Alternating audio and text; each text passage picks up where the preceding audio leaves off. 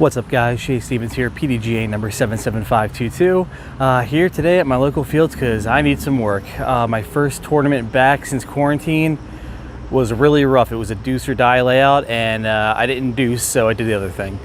It was a really frustrating day, and it wasn't until actually I was home that I realized the entire tournament I was using my old footwork with my new upper body timing, which meant a lot of releases to the right. It was rough. The one victory of the day, though, I am trying to hold on to is that at one point it was so bad. I stepped up to a hole that finished to the right, and I've just been so afraid to throw a forehand when in scoring rounds.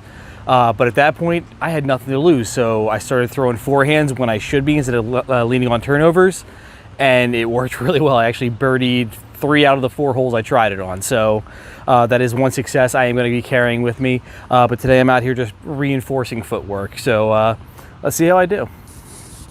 Okay guys, so I thought it would be beneficial to actually look back at June 22nd.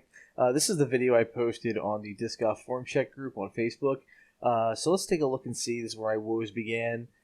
Coming in first, you'll see I am cradling this disc way too low. It should be chambered up a lot higher. I'm down by my belly button here. I have no idea what it's doing down there. And all it's going to do is I either have to bend over awkwardly to throw a hyzer, or I'm going to have to bring this disc up in the backswing, which is just going to lead to a lot of inaccuracy. So coming through, getting to the X step, you see I am making Danny Lindahl cry. I have my back foot turned away from the target, so I'm giving up my hips, giving up all that power. And then my right arm's doing like this weird double pump kind of move. I don't know, I'm trying to do something up there. I don't know what's going on, but I'm just a lot of excess movement I don't need in my life or disc golf game. So coming into the reach back, you'll see I have reached back. It's way too early. I haven't got my foot down yet.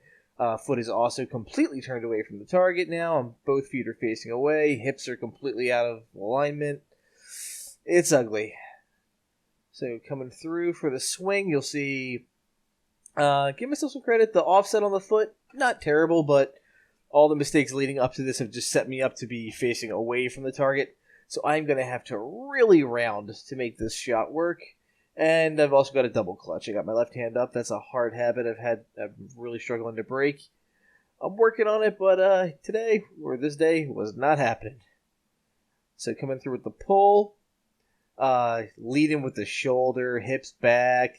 No idea what my other hand is doing. It's kind of swim move, I don't know. It's not pretty. So yeah, I'm really having to round to try and get this disc back because I've turned myself so backwards. We'll give myself credit though on the follow through. Pretty explosive, really good. It's just I have just not set myself up for success. So all that energy that I have at the very end, really wasted, sadly. Okay, so here's video from when this video was taken, so this week. So you'll see right off the bat here, first big change. I have changed my address, so no longer am I square up to the target, I go sideways. It feels a lot more comfortable, actually. I'm trying to remember, I think the 4-step facing forward was kind of like my bowling approach that I adapted to disc golf. So now I'm actually aligned with my target. It feels a lot more accurate. That is one improvement I've had. My accuracy is not that bad, aside from the mistiming problem I discussed in the beginning. So lining up sideways has kind of helped with the efficiency piece. So let's see here. I look good in the beginning, but as I address, again, I brought it down like 6 inches, and I'm just above my belly button again. So low on the address. I got to bring this thing up a bit. Say, do a nice little short step forward, back and into my X step. X step, little better. Not much, but a little better. It's a little more compact. My back foot isn't as turned away from the target, but this one was still not ideal. And that double pump is back. That is I've never noticed it. So, here's reason to film yourself, guys. You see stuff you're not aware of, that double pump is not effective. So, coming through, yeah, I'm anticipating a great throw, so I'm trying to look at it before it's even left my hand. I'm shorting my backswing, and the timing's a little better. It's not as bad as the first video, but again, I'm reaching back and peaking before my right foot hits the ground.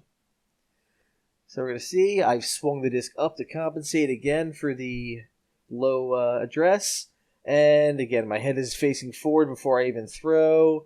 I got the hip back, not leading with it. Shoulders are forward.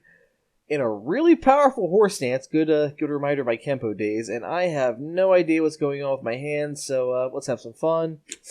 Maybe someday my rating will be over 9,000. We'll see.